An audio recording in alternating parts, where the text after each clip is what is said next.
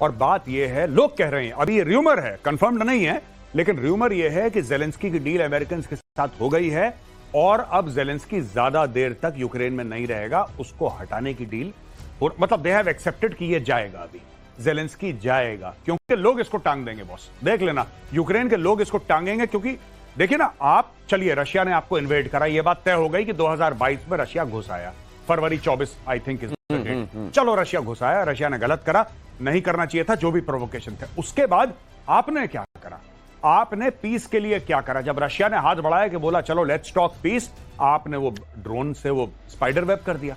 अब रशिया कह रहा है कि अब इससे बात ही नहीं करनी, अब ये एक तरफा मार है, अब एक तरफा मार है, रोज कई 100 ड्रोन रशिया भेजेगा, कई 100 मिसाइल रशिया भेजेगा और रशिया मारता रहेगा, क्योंकि रशिया का सारा प्रोडक्शन अंदर का है। इसको तो फिर भीख मांग के, ये दूसरा पाकिस्तान है ना, बिना भीख के थोड़ा ना लड़ पाएगा, ये रशिया मारेगा इसको। ये खबर देख लीजिए, हवाई सुरक्षा को मजबूत करने में जुटा हुआ है पाकिस्तान, जर्मनी और इटली से एडीएस लेने पर कर रहा है विचार। पाकिस्तान की नजर जर्मनी के IRIS-T और इटली के CAMMER, ये क्या है ये सर बताएंगे आपको, इसको पढ़ना कैसे चाहिए ये भी सर आपको, CAMMER पढ़ना चाहिए क्या? ऑपरेशन सिंदूर में चीन के बने एडीएस ब्रह्मोस के सामने हुए थे फेल, चाइनीज HQ-9B, HQ-16 ये एडीएस थे जिनको सिटिंग डक बना दिया था भारत ने, ब्रह्मोस को रोकने में नाकाम साबित हुए हैं। ब्रह्मोस के अटैक से पाकिस्तान के कई एयरबेस तबाह, लेकिन अब मुझको लग रहा है इनको ये नहीं मालूम कि एडीएस तो ले लेंगे ये, लेकिन बंदा तो वही रहेगा जो चला रहा है, दिमाग तो वही रहेगा जो ऑपरेट कर रहा है। पूछा ना IRIS-T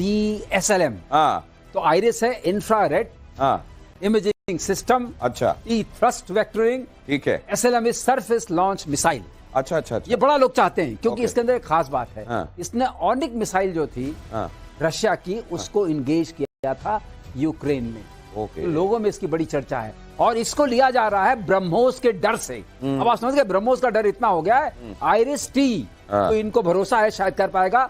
इससे एक बात और निकलती है, इसका मतलब चाइनीज माल पर बिल्कुल भरोसा नहीं, ये बात तो समझ में आ गई। और एक और चीज सर, एक और चीज with your permission I would like to add, Chinese माल पे भरोसा नहीं है, पहली चीज, और दूसरी चीज ये भारत के लिए बड़ी चीख में तो नहीं, तो अब पाकिस्तान के ऊपर और लोड बढ़ेगा, और लोड बढ़ेगा। पाकिस्तानियों जाओ, अरबों दर अरबों, कई 100 अरब के हथियार खरीदो, that is what we want. क्योंकि देखिए, एक चाणक्य ने बोला था बहुत पहले, मैं वो एग्जैक्ट संस्कृत श्लोक भूल गया हूं, चाणक्य ने एक लिखा था अर्थशास्त्र में, from the strength of the treasury the army is born. Chanakya ने बोला फ्रॉम द स्ट्रेंथ ऑफ, आपकी इकोनॉमी जितनी मजबूत होगी, आपकी फौजें उतनी मजबूत होंगी। पाकिस्तान की इकोनॉमी इज ब्रोकन, उसकी फौज मजबूत हो ही नहीं सकती।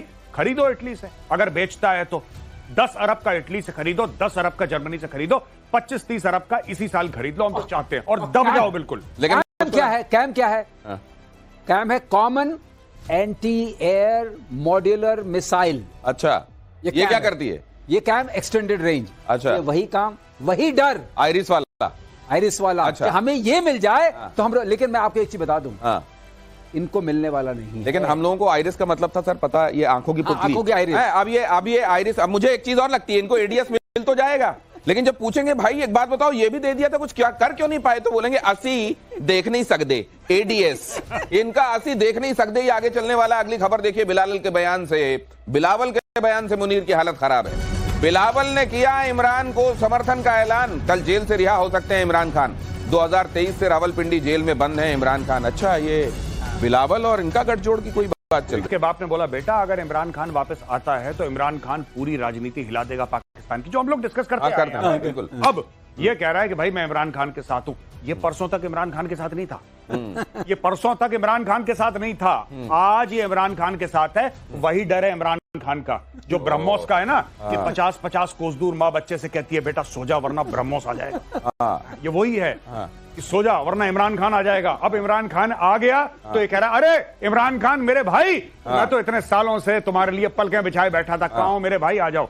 कुछ नहीं है, डर रहा है इमरान। और मैं शहबाज और मुनीर के साथ नहीं हूं, तुम्हारे साथ जो भी जेल में हुआ होगा वो, उसमें मेरा कोई हाथ नहीं था। तो गंदे लोग हैं। हाँ, ये गंदे लोग हैं। मैं तुम्हारे साथ हूं मेरे भाई, आ जाओ। लेकिन अब ये मुनीर को क्या कहा, मुनीर को सबसे पहले, अब ये इमरान आ रहे हैं तो क्या सबसे पहले आपने डरना नहीं है? गौरव की बात से ये लग रहा है कि मुनीर अब जाने वाले हैं, उनको जो तमगा पहनाना था अभी तो बेचारे, अभी तो उनका वो टाइम भी, मेहंदी भी नहीं सूखी है फील्ड मार्शल वाली, और इतनी जल्दी जल्दी विदाई। मैं कह रहा हूं कि मुनीर जाए ना जाए, शहबाज शरीफ के दिन कम है, क्योंकि पाकिस्तान में आर्मी चीफ नहीं जाते। आर्मी चीफ, पाकिस्तान टूट जाए, आर्मी चीफ नहीं टूटता कभी पाकिस्तान। और ही इज द, जो आसिम मुनीर है वो तो अब उसने, देखिए जो बंदा खुद का प्रमोशन कर ले वो को हल्का शहबाज शरीफ, ये सुन लीजिए, और पाकिस्तान आप लोग ध्यान से सुन लीजिए कि शहबाज शरीफ के दिन कम लग रहे हैं, ये बड़ी बात है। मेजर गौरव आर्य यहां कहते हैं और 10-15 दिनों में वो होता हुआ दिखाई देता है। आज नोट करके रख लीजिए। ट्रंप और मस्क को जान से मारने की धमकी, अगली खबर देखिए।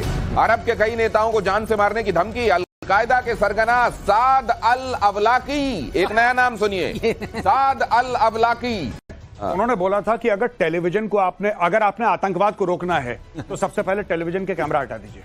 ये सारी की सारी चीजें पब्लिसिटी के लिए होती हैं, सारी की सारी चीजों के वीडियो बनाए जाते हैं, सर्कुलेट करे जाते हैं, और ये भी अपना उस तरीके से। तो ये जो चीज है अब ये नया अपने आप को एस्टैब्लिश कर रहा है। क्यों? क्योंकि अलकायदा का बैंड बज गया।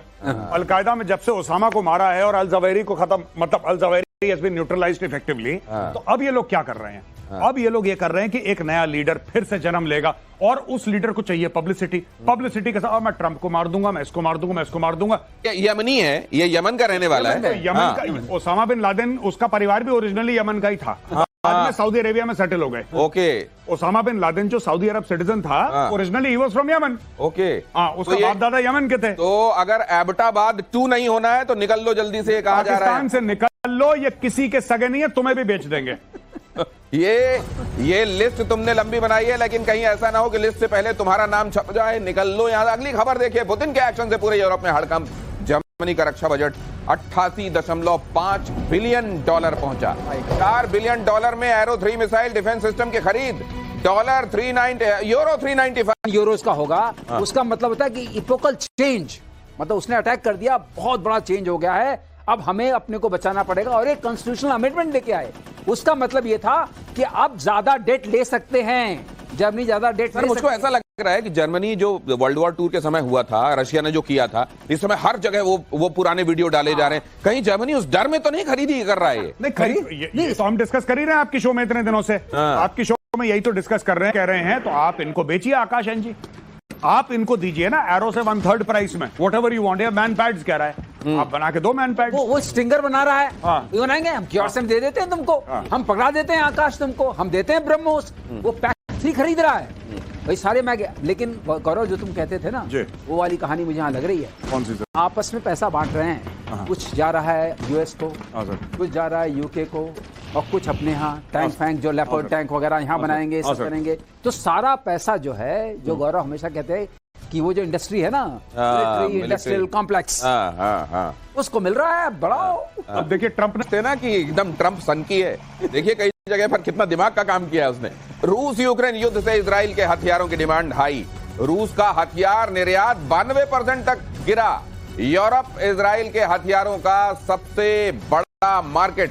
यूरोप में इजराइल के हथियारों का हिस्सा 54। बात है, इजराइल थाली में टेक्नोलॉजी नहीं देगा, लेकिन वहां पे पॉलिटिकल रोड ब्लॉक्स इतने नहीं है। टेक्नोलॉजिकल रोड ब्लॉक्स हैं इजराइल में जरूर।